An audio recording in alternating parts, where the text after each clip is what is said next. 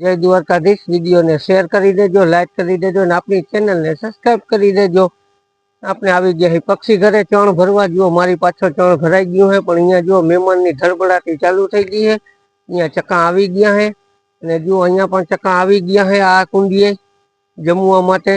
મારી પાછળ તો ચકાનો મેરો લાગ્યો છે। અને ખાસ એ કે આપણે એક ભાઈની કોમેન્ટ હતી, મેં વાંચી, એમાં લખેલું હતું કે ભાઈ તમે અહીંયા તંદી દ્વારકા ગયા હતા તો અહીંયા ચણ કેને નાખ્યું હોય છે તંદી?